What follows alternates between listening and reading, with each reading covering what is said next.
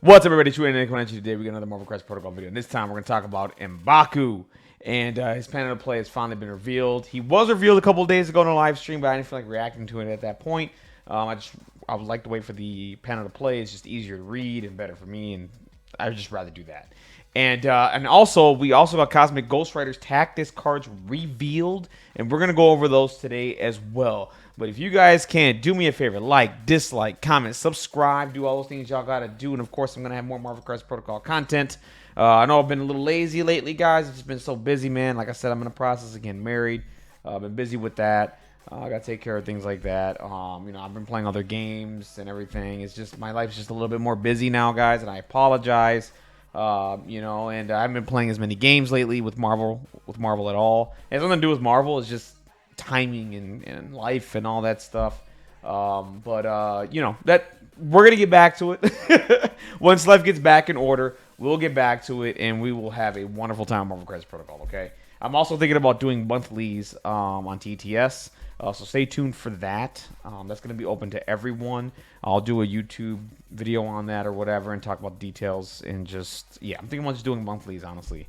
And I think that'd be a good way for me to get rejuvenated back into the game and do some live streaming commentary, because that's where, honestly, that's where I love the game the most. Like, I love talking about the game. I love watching. I love analyzing.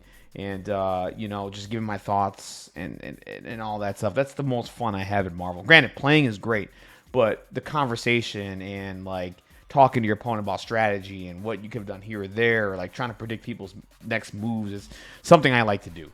There'll be another video on that. We'll talk about that later. But right now, let's get into M'baku, okay?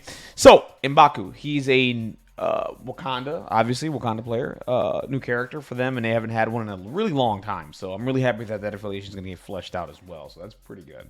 So we got M'baku, and also the sculpt for M'baku's really good. I mean, he is a really, really good looking model. They knocked out of the park, I think, with this model.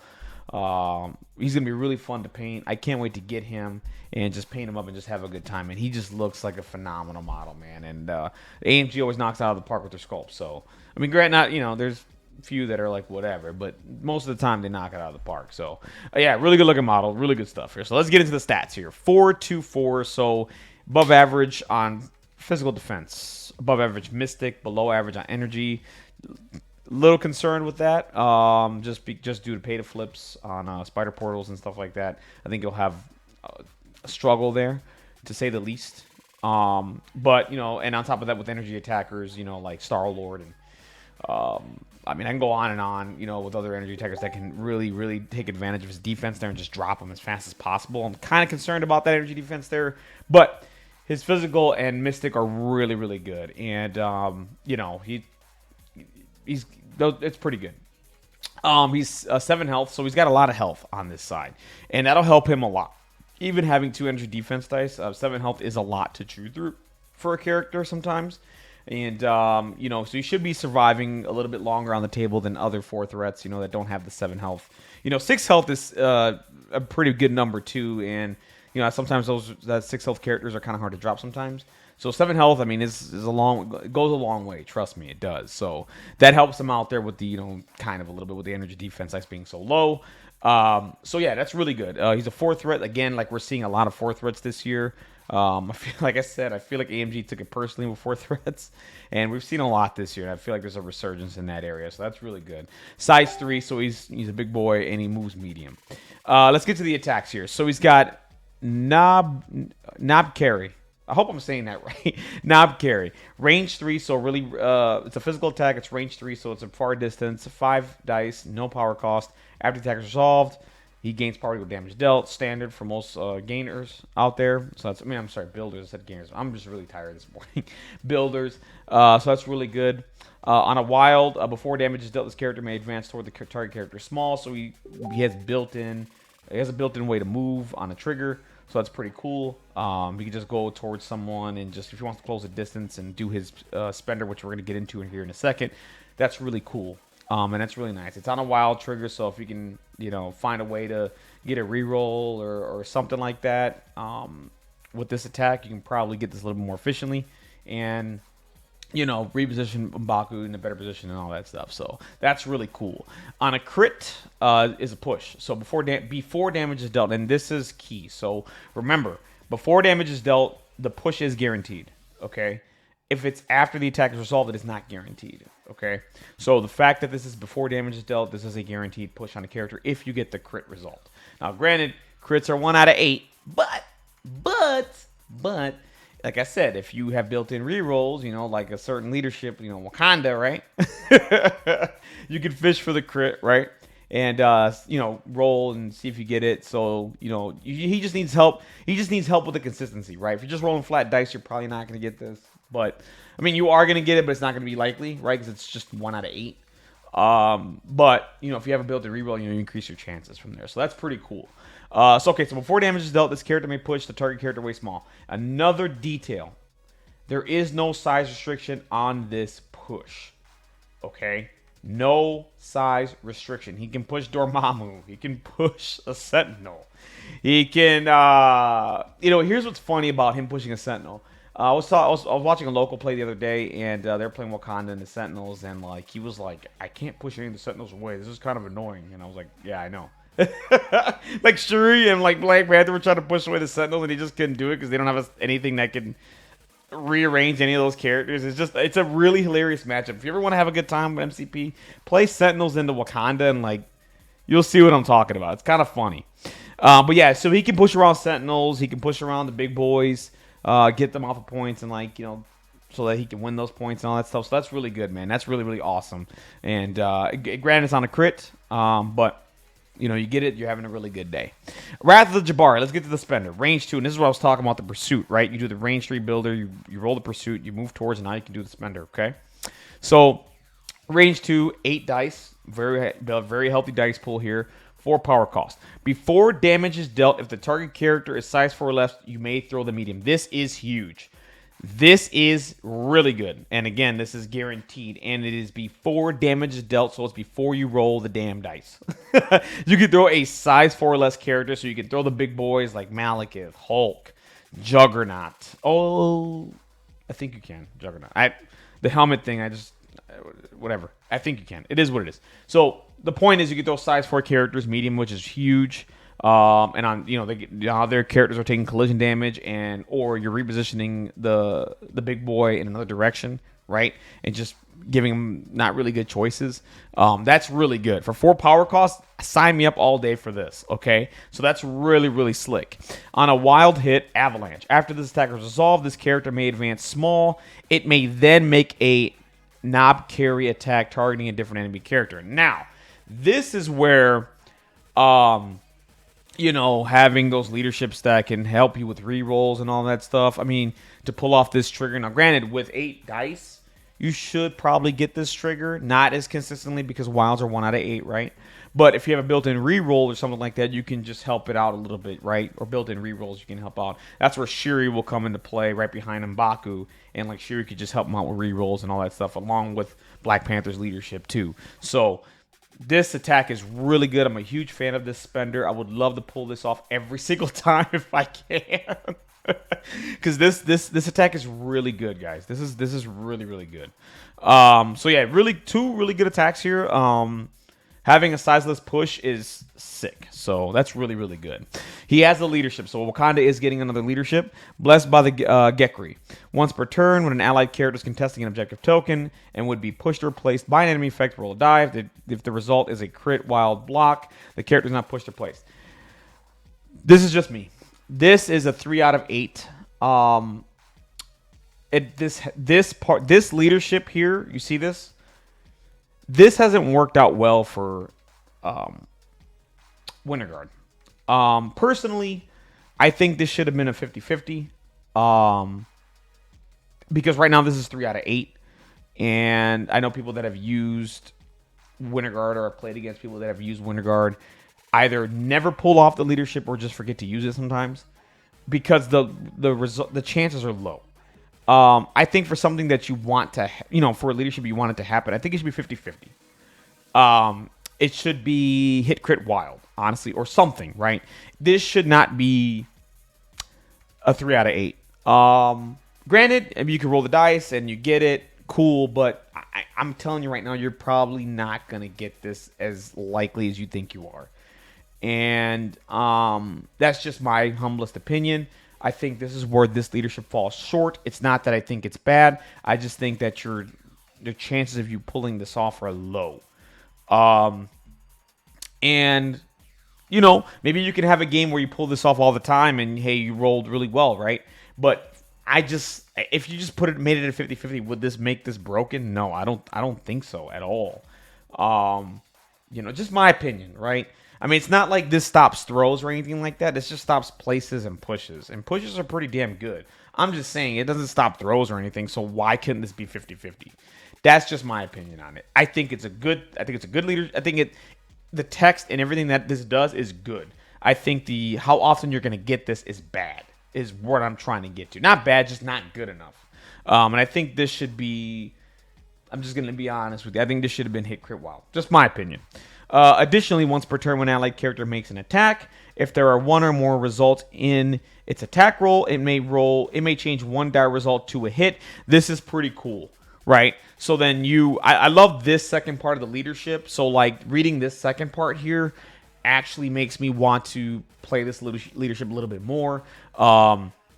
You make an attack and you roll a wild, you can change one of your results to a hit, which is pretty cool. So now if you roll let's say, for example, you have a wild, but you don't have a hit in your roll for the Avalanche, for the Wrath of Jabari, well, guess what? Now the leadership is going to supply you with that hit that you need, and then from there you can pull off the Avalanche trigger, right? So I'm going to be looking at characters that have triggers like this, similar to M'baku with a wild and hit.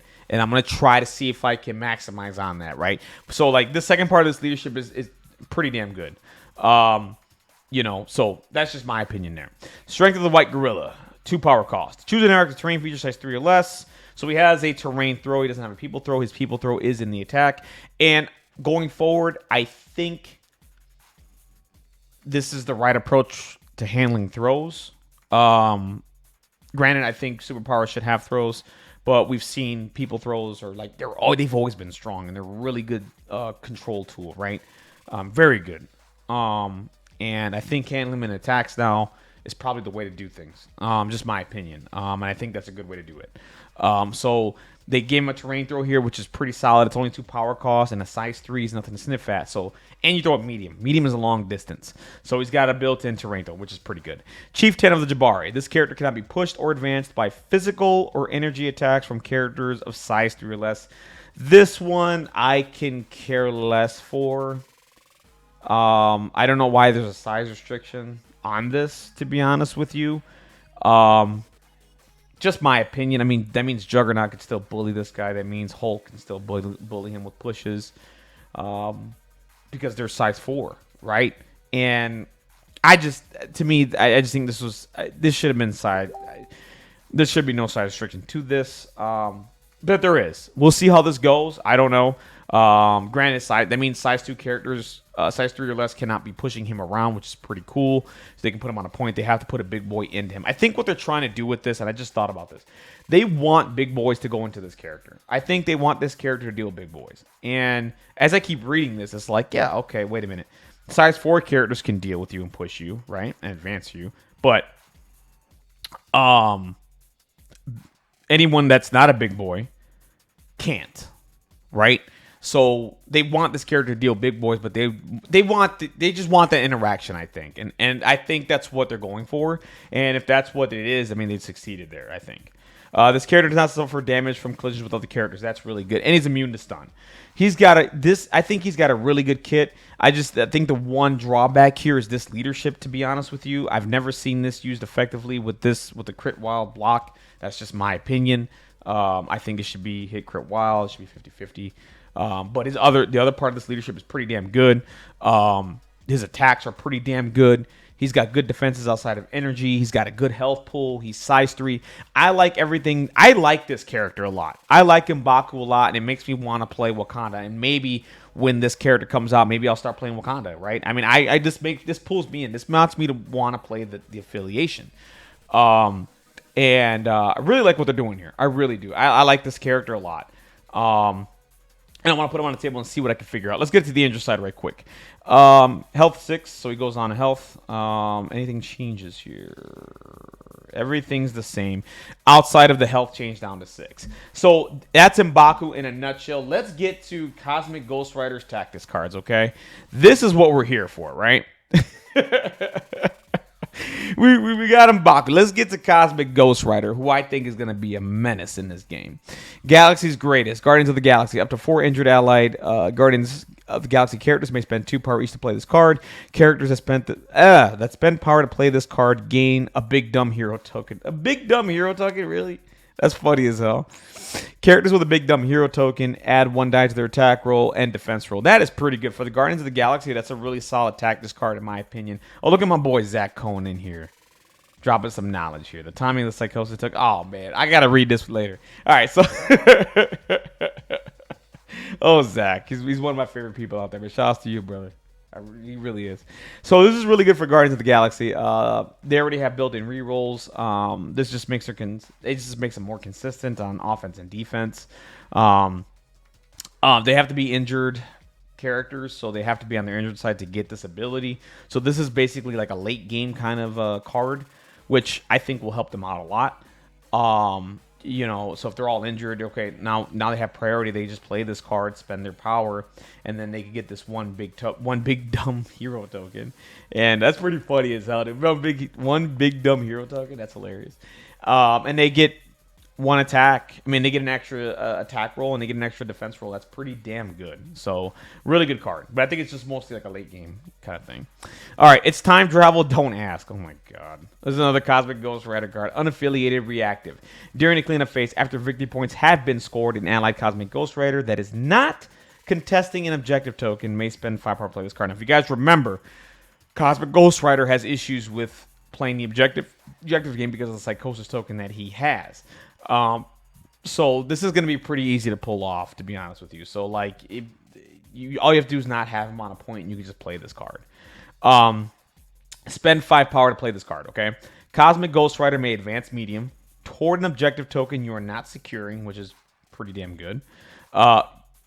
If you would now secure the objective token, you immediately score 1 VP. Then if Cosmic Ghost Rider has a psychosis token, he may remove it. Now, this card is pretty good for... This card is really good for Cosmic Ghost Rider, and I think this might be coming along with him if you're playing him a lot. And the reason being is like, let's say, for example, you're in a game, and it's tied, right? It's 15-15. Let's just give you a scenario. It's 15-15, right? The victory points have been scored. Okay. All right. Well, Cosmic Ghost Rider will go ahead and spend 5 power. Advance medium toward an objective token that you're not securing, which means basically just find an objective token that no one's playing with, right? You advance medium towards that secure, right? You would get there, okay?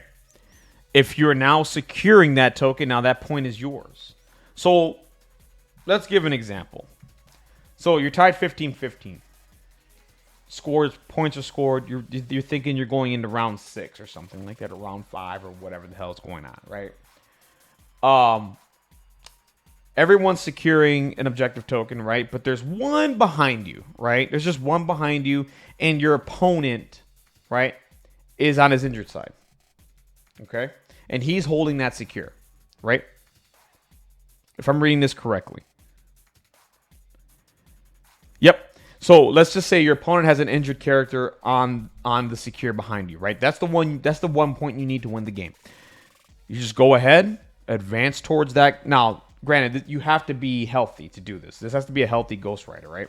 Now, granted, by round 5, is he healthy? Who knows, right? So then what you do is you move medium backwards. You get within 1 of that point, and because you're healthy and your opponent is injured, you will then score that victory point. You'll score the 1 victory point, putting you to 16, and you win the game.